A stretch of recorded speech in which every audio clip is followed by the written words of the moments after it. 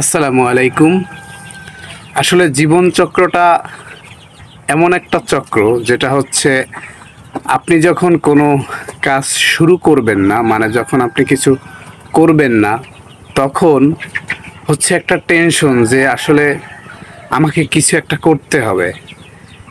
মানে এই যে একটা টেনশন, এই টেনশনে কিন্তু আমরা ঘুমোতে পারি না যখন আমরা হচ্ছে অনার্স, মাস্টার্স বা কেউ পিএইচডি শেষ করি। তো যাই হোক, ওই যে বেকারত্বের লাইফটা সময় আমরা চিন্তা করি যে আসলে আমাদের কিছু করতে হবে, তখন কিন্তু ওই টেনশনে আমরা ঘুমোতে পারি না। এরপরে যখন আমরা একটা কিছু শুরু করি, মানে ওই টেনশনটা করার পরে ওই জায়গা থেকে এসে আমরা যখন একটা কিছু শুরু করি, তখন কিন্তু আবার আরেক টেনশন। তখন আবার আমাদের চিন্তা যে আমি কিভাবে আগাবো, আবার যেই কাজটা আমি শুরু করেছি ওই কাজটাতে হাজারো বাধা আসে, মানে বারবার ব্যর্থতার চিন্তা, আবার ব্যর্থ হয়েই যাই, এরকম একটা পরিস্থিতি।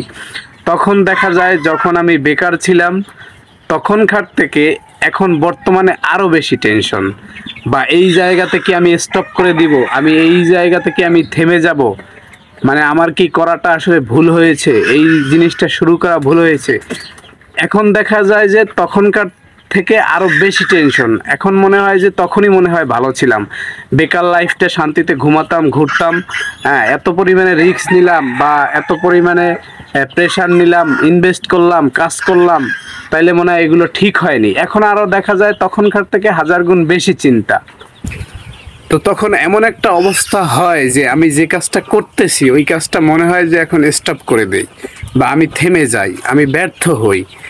আসলে কি তখন থেমে যাওয়া উচিত? না, আসলে আমাদের তখন থেমে যাওয়া উচিত না।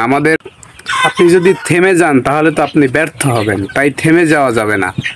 তখন কি করতে হবে? তখন আসলে পাহাড় সমপরিমাণ কষ্ট নিয়ে, আগুনের গোল্লা সমপরিমাণ ব্যর্থতার বাধা বিপত্তি নিয়ে আপনাকে এগিয়ে যেতে হবে।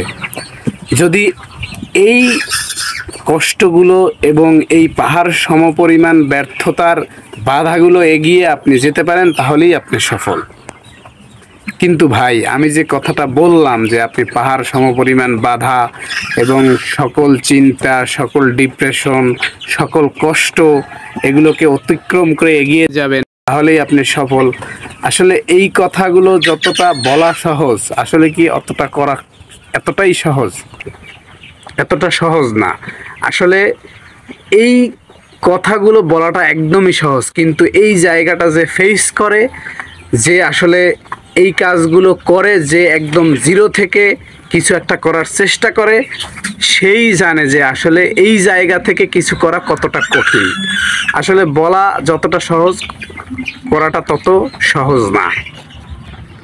কারণ আপনি যখন সফল হবেন, আপনি যখন স্ট্রাগল করবেন, আপনি যখন জিরো থেকে একটা বিজনেস সেটআপ বা একটা যা কিছুই আপনি করবেন, তখন আপনার পাশে কেউ থাকে না। দেখবেন নিজস্ব আপন লোক, একদম মানে হচ্ছে ঘনিষ্ঠ লোক, যে জীবনে আপনাকে ছাড়া কিছুই বুঝতো না, যাকে আপনি অনেক আপন ভাবতেন, সেই ব্যক্তিটাও আপনাকে ছেড়ে চলে যাবে। তো সেই জায়গা থেকে আসলে উঠে আসা অনেক বেশি কষ্টকর। আমরা এই জায়গাতে অনেকেই ব্যর্থ হয়ে যাই। তবে যদি আপনি টিকে থাকতে পারেন, আপনি আপনার লক্ষ্যে অটুট থাকতে পারেন, এবং নেভার গিভ আপ বলতে একটা কথা আছে, কখনো হাল ছেড়ে দেওয়া ঠিক না। তাই চেষ্টা করুন, চালিয়ে যান, আপনি আপনার কাজে ধৈর্য ধরে লেগে থাকুন, ইনশাআল্লাহ সফলতা আল্লাহ তাআলা আপনাকে দিবেই। ধন্যবাদ সবাইকে। আসসালামু আলাইকুম।